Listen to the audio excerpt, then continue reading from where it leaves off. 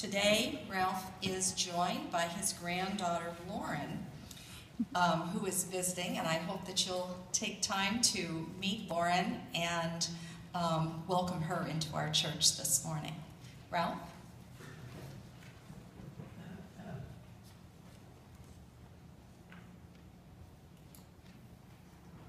Good morning. Instead of a children's message, I was asked to talk or to tell about an important particular mission that our church was involved in many, many years ago. A mission means some kind of job or work to do.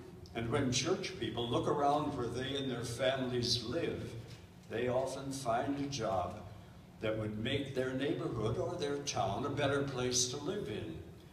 In doing that, they would actually feel better about themselves.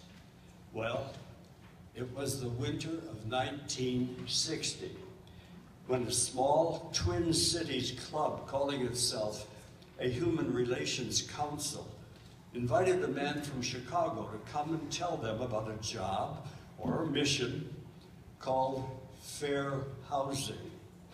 He said that cities and towns and villages all over Illinois made it difficult for Afro-Americans, even if they had the money to buy it, to buy a home or to rent an apartment in a good neighborhood because of the color of their skin. He didn't think that was fair, and the group agreed with him. At the end of his talk, those small club members knew that to help those house seekers, Bloomington-Normal needed a fair housing law. Their plan was to get churches and other organizations and individuals to declare that they were in favor of fair housing. And then city councils would be asked to pass such a law. Finally, our representatives in Springfield might pass a state law. Our church's Social Concern Commission, as did groups in many other churches, went to work.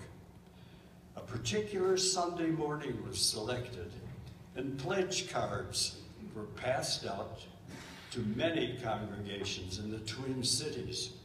People were to sign and return them, agreeing to welcome neighborhood sales or rentals of places to live to any qualified persons, regardless of race. That action made the whole community aware of a serious problem that was almost never openly discussed. Then, a new community group called FOR, Freedom of Residence, was organized. It included 2 or 3 members from this church. FOR members went to almost every office in the Twin Cities where sales and rentals of housing were handled. The realtors were asked to practice fair housing. Not one said yes to FOR's request. Neither city council admitted that housing discrimination existed and told us to bring in evidence of seekers having difficulty. Well, FOR members began to meet in an Afro-American church. I think it was Union Baptist Church. We collected reports from a few people who had been bitterly hurt in their search for housing. Then we started to get phone calls from persons who had read an ad in the newspaper, had gone to look at an apartment, only to be told by the owner that it had just been rented. Was it possible that he or she was not being truthful? FOR created teams to find out. An Afro-American couple would answer an ad, and about half an hour later, a white couple would show up at that apartment and be told they could have it. I still feel guilty about using deception, but my wife Ellen and I could have had rented 7 apartments shortly after the Afro-American couple had been turned away. Within 3 months, FOR had documented 21 clear cases of discrimination. Illinois State University, where I taught, was enrolling increasing numbers of Afro-American students and even hiring an occasional Afro-American faculty member who would come with his family looking for housing. FOR asked the University Council to adopt an open housing policy. Its excuse was that ISU could not take sides on an issue which might come up for a city council vote. Ellen tried to help a new professor look at a house for sale almost across the street from our house. The owner made an embarrassing request.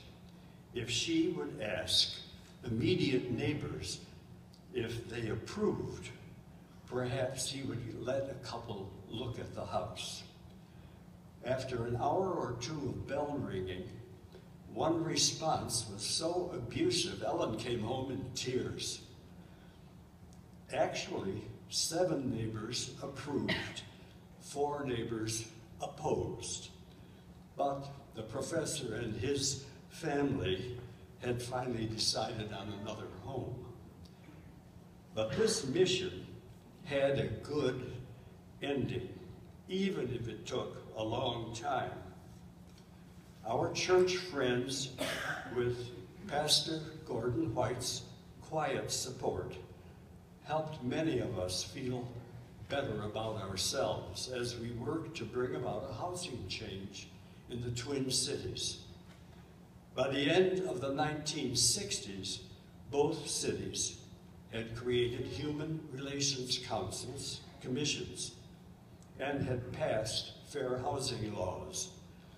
It took the state of Illinois a little longer, until 1979, to do the same thing. But of more interest to us right now, a member of our church, Bob Hathaway, was not only a member of Normal's Human Relation Committee, but he was its chairman for 5 years. Thank you for listening to this account of a successful Christian mission.